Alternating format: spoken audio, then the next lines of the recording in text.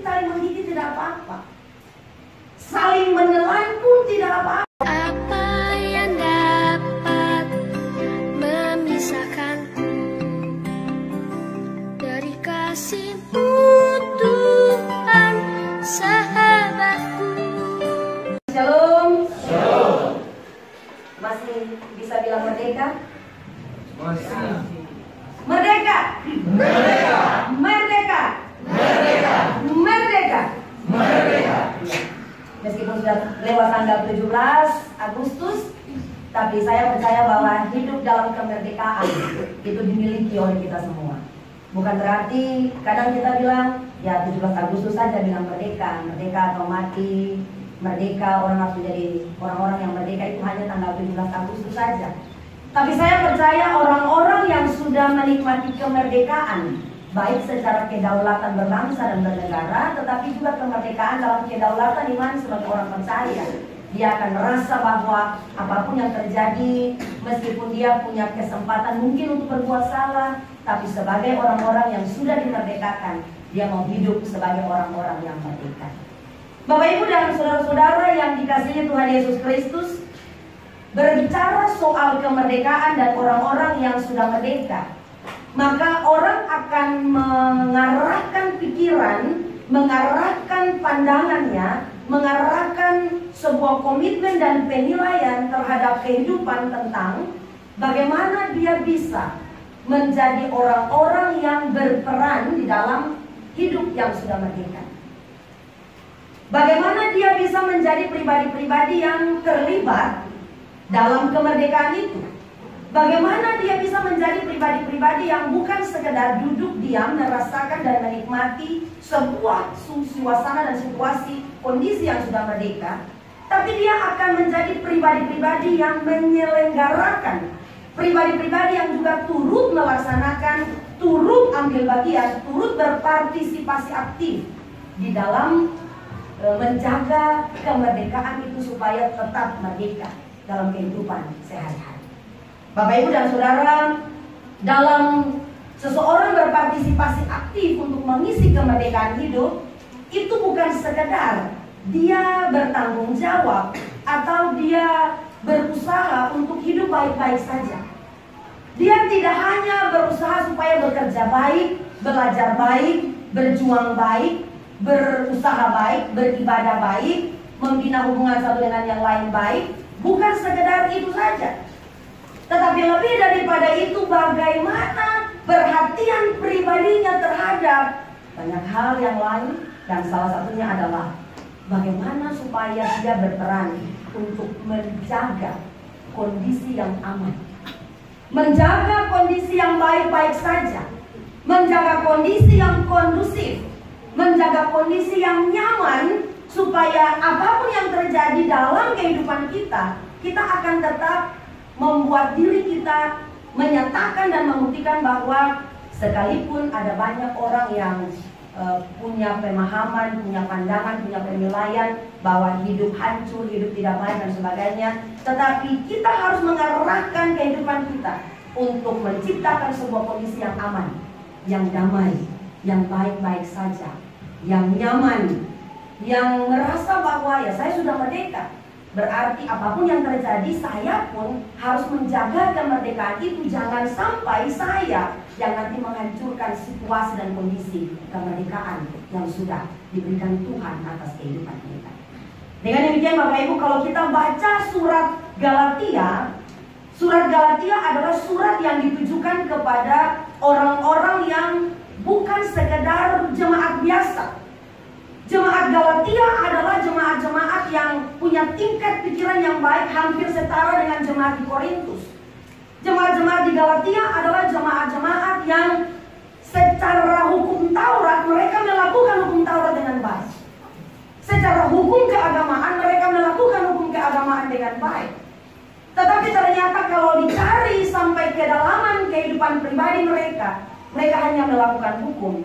Dan ternyata mereka hidup saling membenci satu orang dengan orang yang lain. Mereka hanya melakukan kasih sebagai bagian dalam ibadah mereka saja, sebagai sesuatu yang nampak supaya orang lihat. Tapi kalau cari sampai ke dalam, ternyata hukum kasih tidak mereka lakukan.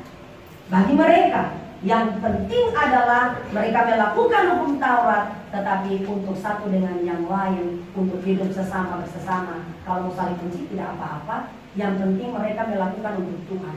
Orang lain mereka tidak peduli. Hidup mengasihi pun mereka tidak peduli. Benci tidak apa-apa. Yang penting bagi mereka hukum Taurat dilakukan dengan baik.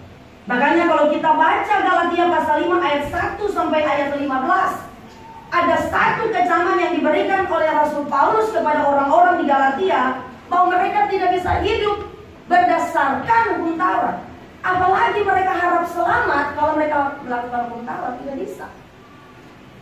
Dengan demikian Bapak Ibu Saudara, bagian ayat 15 dikatakan, tapi jikalau kamu saling menggigit dan saling menelan, awaslah supaya jangan kamu saling membinasakan. Saya kemudian agak bingung sedikit. Berarti kalau menggigit tidak apa-apa, saling menelan tidak apa-apa, tapi tidak boleh saling membinasakan. Ternyata ada satu perhatian khusus dari Paulus kepada orang-orang di Galatia. Dia bilang begini, masing-masing orang meskipun terlahir satu rahim, tapi pikirannya pasti berbeda-beda. Yang namanya adik kakak pun pasti pemahaman beda. Melihat sesuatu pasti berbeda. Menilai sesuatu dan memutuskan sesuatu pasti berbeda. Itu satu rahim. Apalagi kalau berbeda ibu, berbeda bapak. Apalagi kalau beda keluarga. Apalagi kalau beda suku. Apalagi kalau beda bangsa. Itu berarti bahwa kehidupan antara satu manusia dengan manusia yang lain, kita pribadi harus siap menerima perbedaan, kritikan, saran, masukan dari orang lain kepada kita. Itu yang dimaksudkan. Kasih saling menggigit tidak apa-apa, saling menelan pun tidak apa-apa. Artinya kalau mau saling kritik, kalau mau saling membangun, kalau mau saling kasih saran, tidak apa-apa. Bahkan kalau mau tegur karena dosa, tidak apa-apa. Tetapi yang tadi, kamu jangan sampai saling membinasakan. Jangan sampai. Ternyata saling membinasakan artinya begini, jangan sampai apa yang kita lakukan terhadap seseorang itu adalah merancang supaya dia malu, merancang supaya dia jatuh, merancang sesuatu supaya dia tidak punya semangat untuk hidup lagi, merancang supaya yang kita buat untuk dia itu ternyata mempermalukan, menjatuhkan, dan membuat dia binasa. Bahasa binasa ini bukan mati ya, tapi bahasa binasa di sini artinya dia tidak semangat hidup lagi, dia tidak mampu untuk melihat masa depannya lagi. Karena apa? Karena kita yang menggigit dan menelan dia. Sudah tidak kasih kesempatan. Dengan cara kita memperlakukan dia dalam cara kritik, dalam cara kasih saran, dalam cara menegur, dalam cara mendoakan, dalam cara segala sesuatu yang kita buat untuk dia. Ada satu rencana tidak baik dalam kehidupan dia, itu mempermalukan, menjatuhkan, bahkan membuat dia tidak punya semangat hidup. Dengan demikian Bapak Ibu Saudara, bagi Paulus, orang-orang Galatia kalau mau merasa bahwa dia sudah dimerdekakan oleh Allah secara kedaulatan iman, maka dia harus mendasari semua yang harus dia lakukan itu bukan berdasarkan hukum Taurat. Karena orang-orang Farisi, ahli Taurat, mereka punya tugas untuk berdebat. Ini yang benar, ini salah, ini yang benar, ini salah. Oh, ini benarnya sekian, ini salahnya sekian. Dia salah, dia benar. Maka dengan hukum Taurat, seorang yang percaya kepada Allah tidak bisa dibenarkan, tidak bisa diselamatkan. Tetapi kasih Kristus yang datang untuk memperlengkapi hukum Taurat itu yang akan memerdekakan dan menyelamatkan orang yang sudah percaya. Nah Bapak Ibu Saudara dikasihi Tuhan, kemudian bagaimana caranya supaya kita bisa menjadi pribadi-pribadi yang bukan sekedar ada, yang bukan sekedar hadir, yang bukan sekedar sudah terima kondisi merdeka, dan kemudian kita telah memperlakukan kasih dalam kehidupan kita, dan kemudian kita belajar untuk menjaga situasi. Saya kembali dari awal, menjaga situasi yang kondusif, aman, nyaman, dan baik-baik saja itu. Ternyata menurut Galatia dalam seluruh bagian ini ada satu hal yang penting, yaitu jauhilah permusuhan. Jauhilah permusuhan. Artinya kalau disederhanakan, jaga hidup baik-baik saja, jaga hidup damai-damai saja, jaga hidup aman-aman saja. Artinya kita tidak bisa menutup penilaian orang lain terhadap kita. Kita bisa berjumpa dengan banyak orang, kita bisa berjumpa dengan orang yang kita kenal atau tidak kita kenal. Dan ada sedikit saja kesempatan, kita tidak bisa bilang tidak boleh benci saya, tidak boleh musuhi saya, tidak boleh marah saya. Tidak bisa bilang begitu. Karena yang tadi saya bilang di awal, masing-masing orang punya pikiran berbeda-beda. Masing-masing orang punya cara menilai terhadap perilaku dan tingkah laku kita beda-beda.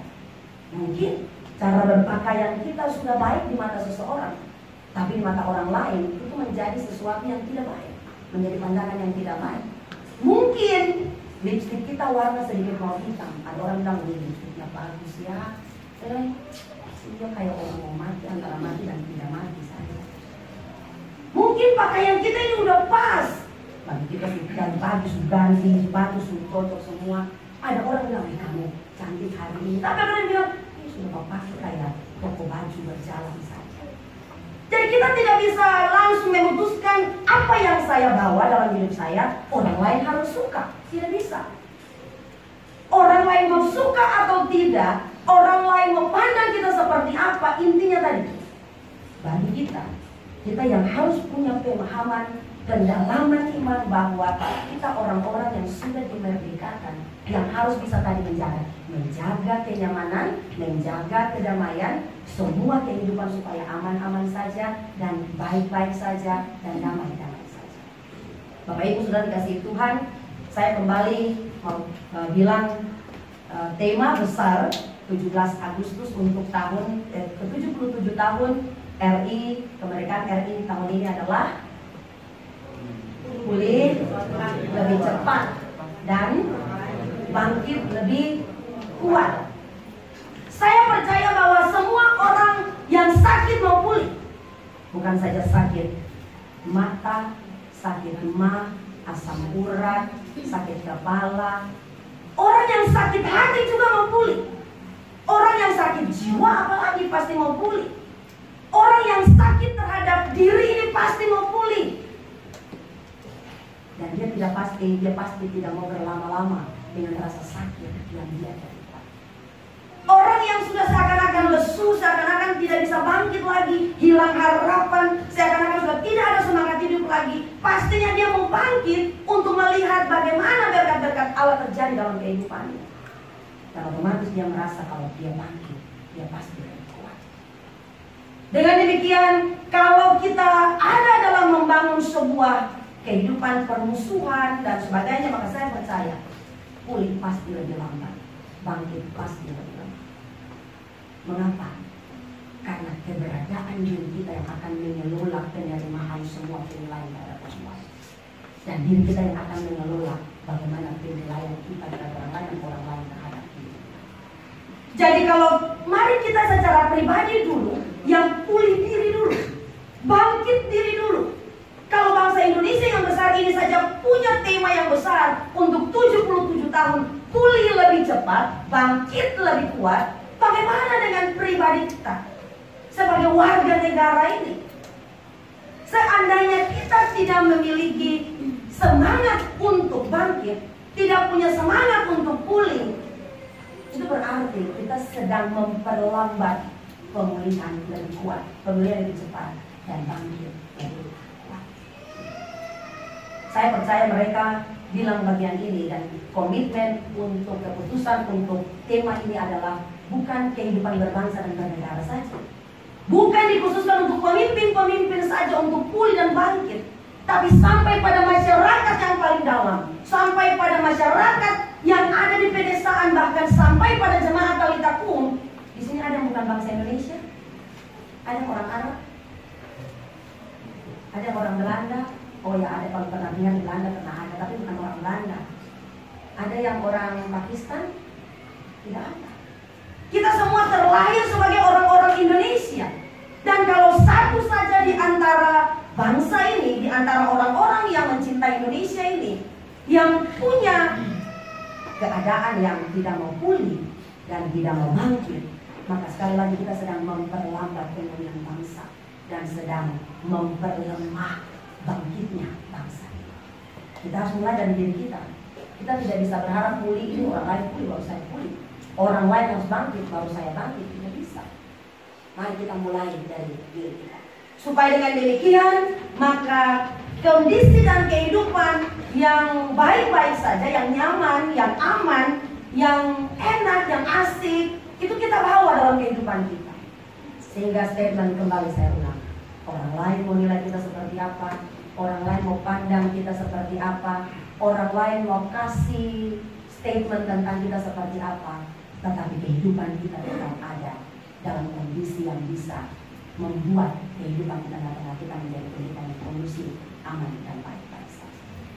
Bapak Ibu Saudara dikasihi Tuhan, Galatia adalah orang-orang yang punya masa lalu. Ada dua kondisi kehidupan di Galatia. Yang pertama, orang-orang yang punya masa lalu yang tidak kenal Tuhan, tapi kemudian menjadi orang-orang yang kenal Tuhan. Tapi ada orang-orang yang juga pada awalnya kenal Tuhan, lalu kemudian mereka meninggalkan Tuhan dengan menyembah berhala. Kondisi ini lalu memungkinkan Paulus memberikan peringatan kepada orang-orang Galatia, supaya orang-orang Galatia menyadari, kalau dulu tidak kenal Tuhan, ketika engkau sudah datang menjadi orang percaya, cuma karena kasih Tuhan saja. Dan kalau sekarang engkau sedang jatuh dan jauh dari Tuhan, maka ada kesempatan untuk kembali karena kasih Tuhan saja. Dengan demikian Bapak Ibu Saudara, dari kebenaran firman Tuhan ini, kita akan mendalaminya dengan 3 hal. Belajar 3 hal penting untuk merenungkan pesan firman Tuhan surat Paulus kepada jemaat di Galatia, secara khusus juga bagi kita yang sedang dan masih merayakan sukacita kemerdekaan yang ke-77. Hal yang pertama, hal yang penting dari pesan ini adalah, yang pertama, penyelamatan Yesus Kristus adalah tentang pendamaian, bukan tentang pemusuhan. Sekali lagi ya, penyelamatan yang Yesus Kristus lakukan kepada saudara dan saya yang adalah orang-orang berdosa ini, yang sadar bahwa tidak ada satu manusia pun di antara kita yang benar dan yang suci, itu didasarkan atas sebuah pendamaian. Pendamaian apa? Pendamaian antara kita dengan Allah, pendamaian antara kita dengan diri kita, dan pendamaian antara kita dengan sesama. Tapi ada satu pendamaian lagi, pendamaian kita dengan diri kita dalam hubungan dengan masa lalu. Semua orang bisa berdosa, semua orang bisa melakukan kesalahan terhadap dirinya, semua orang bisa melakukan kesalahan terhadap orang lain. Dan ada orang-orang yang masih belum damai dengan ketika dia melakukan kesalahan kepada orang lain, dan dia terus menyimpan kesalahan itu, bawa sampai sekarang, bawa sampai masa lalunya, bertahun-tahun, berpuluh tahun, anak cucu. Dia akan terus merasa bersalah dengan apa yang telah dia lakukan dengan kesalahan masa lalu.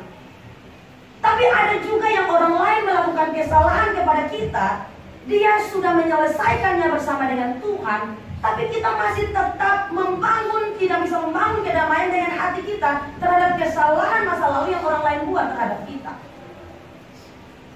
Contoh, suami kita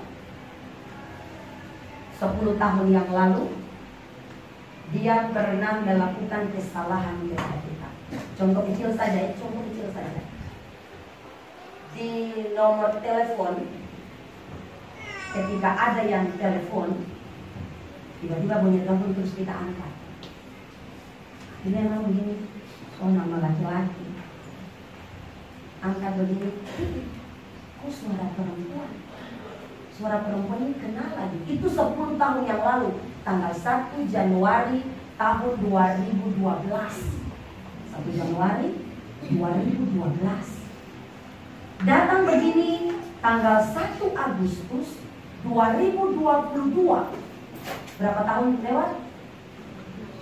10 tahun 7 bulan. Telepon sama, tapi suara ini tidak kenal. Hanya saja nomor teleponnya istri masih hafal. Nama Suganti, tapi nomor telepon istri masih hafal. Pas belum angkat, belum halo lagi. Hah? 10 tahun ganggu pun istri, pun suami sampai sekarang masih ganggu. Langsung dia sana kaget. 10 tahun lalu dia masih ingat. Kita hafal nomor telepon ini. Nah, 10 tahun lewat. Lalu pada akhirnya itu menjadi sesuatu yang tadi bilang 10 tahun yang lalu tanggal 1 Januari tahun 2012 jam 12 malam kamu lagi ini pakai baju ini sana. Itu masih saya ingat sampai sekarang. Hari ini juga terjadi. Secara sederhana ternyata kita belum berdamai dengan yang dulu. Dan ketika ini baru bagi kita, sebetulnya ini baru setelah 10 tahun terjadi yang dulu kita ungkit. Lalu bukan yang dulu saja, ternyata yang dulu 10 tahun yang lalu, 2 bulan tahun yang lalu, 2 bulan yang lalu, berapa hari yang lalu, semua mulai keluar dan semua mulai keluar. Lalu pada akhirnya persoalan besar terjadi. Bukan itu saja, antara adik kakak juga begitu. Ada orang yang diwariskan rumah, lalu kemudian masalah rumah juga terjadi sebelum mereka menikah. Antara adik kakak waktu masih sekolah. Kemudian ketika mereka sudah berumah tangga, sudah punya anak, maka adik atau kakak itu dia akan ingat, dulu waktu ini, waktu bapak masih ada, waktu begini, waktu tanda tangan, tanggal begini, kamu bikin begini, dan terus semua di. Artinya apa Bapak Ibu Saudara?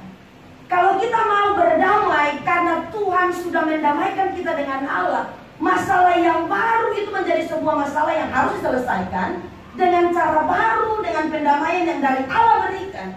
Bukan ditumpuk lagi dengan yang dulu. Dan itu akan menjadi sesuatu yang susah untuk terselesaikan. Dan kita tidak akan bisa menjaga yang tadi. Hidup ini baik-baik saja. Hidup ini aman-aman saja. Saya percaya, coba tanyakan dalam diri secara jujur, benar atau tidak?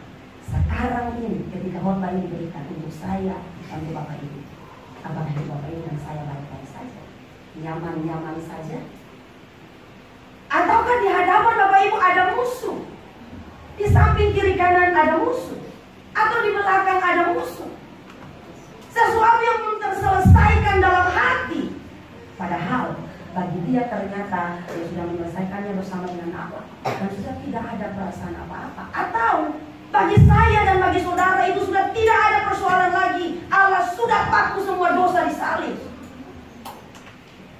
Jangan sampai orang lain tidur dengan aman, orang lain lagi menikmati sukacita bahagia, orang lain lagi sukacita luar biasa, tapi kita tidur tidak aman. Kita makan mau telan rasa susah. Kita mau hidup dengan orang lain saja batasannya itu luar biasa. Hari ini kalau kita mau merdeka, maka merdeka yang pertama adalah merdeka dari diri sendiri. Kita tidak bisa mengharapkan orang lain yang harus membuat kita merdeka, tidak bisa. Tapi diri kita sendiri yang harus merasa bahwa saya benar-benar sudah merdeka. Orang lain di luar mau menilai seperti apa, mau bilang seperti apa, saya sudah merdeka. Dan kemerdekaan itu bukan saya, bukan Allah dalam nama Yesus yang sudah dipaku sampai disalib. Dia yang memerdekakan saya, sehingga saya sudah tidak punya alasan untuk hidup dalam ketidakmerdekakan. Bapak Ibu sudah dikasih Tuhan, hal yang pertama tadi, penyelamatan yang Yesus Kristus lakukan adalah untuk pendamaian kita dengan Allah. Kalau kita berdamai dengan Allah, maka kita pasti berdamai dengan diri kita. Maka kita pasti berdamai dengan orang lain. Kalau kita tidak berdamai dengan Allah, maka pendamaian diri dan pendamaian dengan orang lain itu tidak akan sungguh-sungguh terjadi. Tapi kalau kita benar-benar berdamai dengan Allah, dia mau bikin salah, dia mau bikin saya tidak suka, dia mau bikin, bagi saya hidup damai, bagi saya hidup yang sudah Allah berikan dalam kemerdekaan, itu akan memampukan saya untuk melihat segala sesuatu, ada proses yang Allah lakukan untuk hidup lebih baik lagi. Jadi yang pertama, sadarlah bahwa penyelamatan Yesus Kristus adalah sebuah pendamaian yang Allah lakukan bagi saudara dan saya. Kemudian hal yang kedua, iman Kristen dibangun. Iman dan keyakinan terhadap sebuah pemahaman keselamatan yang sudah Yesus lakukan itu dibangun bukan berdasarkan atas hukum-hukum tertentu, tetapi atas dasar kasih. Kasih ini menjadikan orang Kristen berbeda dengan wanita. Ada istri yang sangat cerewet, ada istri yang menjemukan, ada istri yang pokoknya bikin hati sakit, ada istri yang suka marah-marah, ada istri yang malas, ada istri yang... Tapi kasih suami itu tetap nyata, bukan berarti memanjakan dia untuk tetap begitu, tidak. Tapi dia akan tetap mengasihi istrinya. Ada suami yang sudah menjengkelkan, yang sudah menjahati, yang sudah bikin luka hati berulang-ulang, tapi dia tetap memberi maaf, dia tetap memberi kesempatan, dan dia tetap cinta. Bukan didasarkan atas hukum. Kalau hukum berlaku, maka sekali sudah stop, sudah cari yang lain. Dan kalau atas dasar kasih, tidak akan ada yang bisa mengubah keyakinan kita terhadap kebaikan yang sudah Allah berikan dalam kehidupan kita hari lepas. Dan hanya orang-orang yang sudah menerima kemerdekaan dan mau melihat hari-hari itu baik-baik saja, aman-aman saja, nyaman-nyaman saja, adalah pribadi-pribadi yang siap untuk melawan, bahkan untuk masuk dan tidak lari dari kenyataan. Dia siap bertanggung jawab terhadap kehidupan yang Tuhan berikan. Makanya saya bilang di sini, makin dekat seorang dengan Allah, maka makin dekat dia dengan orang lain. Meskipun dia tahu bahwa orang lain itu sedang memusuhi. Saya kembali. Semakin seseorang dekat dengan Allah, maka semakin dia dekat dengan orang lain, padahal dia tahu bahwa orang itu sedang memusuhi. Makin dekat seorang suami dengan Tuhan, maka makin dekat dia dengan istri.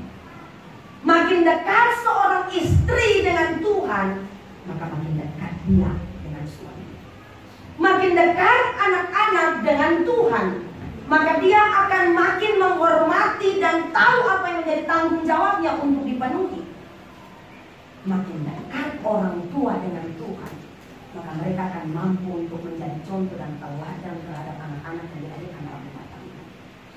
Makin dekat umat dengan Tuhan, maka makin dekat kita satu dengan yang lain untuk memberitakan kebaikan Tuhan dalam seluruh pasti.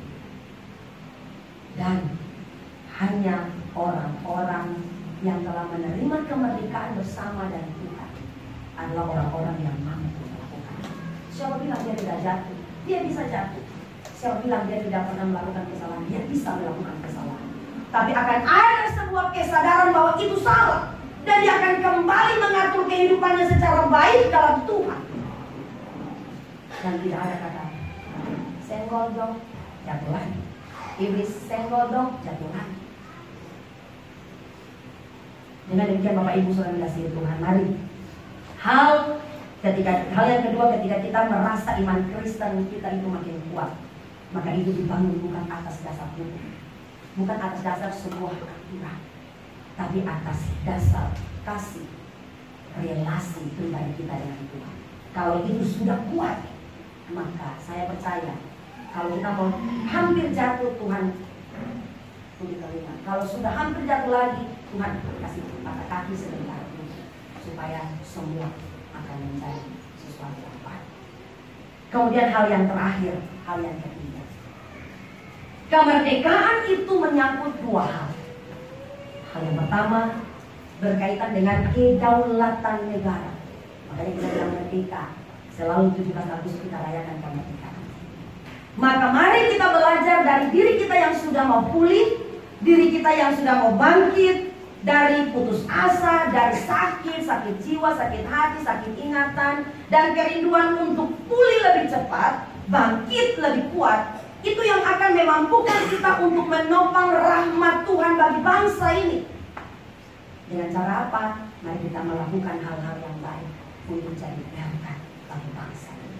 Dimulai dengan bagaimana kita mengatur pikiran kita mengatur perasaan kita mengatur tutur kata kita mengatur tindakan kita mengatur cara kita memandang orang lain, cara kita menilai orang lain, bahkan mencintai. Tanggal 17 Agustus yang lalu saya bilang harus mencintai Indonesia. Kalau kita mencintai Indonesia, maka saya percaya merupakan sebuah keputusan untuk melakukan hal yang baik bagi negara Indonesia. Maka saya ulang khotbah saya 1-2 statement di tanggal 17, karena tanggal 17 itu cuma kira-kira cuma 20-an yang hadir. Ini banyak, saya ulang sekali lagi. Mungkin Bapak Ibu sudah dengar di video, tapi saya ulang sekali lagi. Kalau seorang yang datang dan sponsori saudara, lalu dia tanya, ini ada uang bisa beli tiket, mau jalan-jalan dari Aceh sampai Lombok sampai Papua, atau mau ke Paris, ke Dubai, ke Pakistan, Bapak Ibu pilih mana? Yang tanggal 17 Agustus hadir, yang sudah jawab itu jangan jawab. Pilih mana? Pilih dengan kapal pesiar, naik pesawat gratis, makan gratis, hotel gratis, semua gratis. Mau jalan dari Aceh sampai ke Papua, jalan-jalan pokoknya nikmati. Atau mau ke Dubai, ke Pakistan, ke Arab Saudi, mau ke Paris, keliling dunia. Bapak Ibu pilih mana? Pilih dunia. Saya juga mungkin. Karena kadang gengsi kita itu akan dinilai ketika kita keluar. Kalau kita cuma di dalam saja.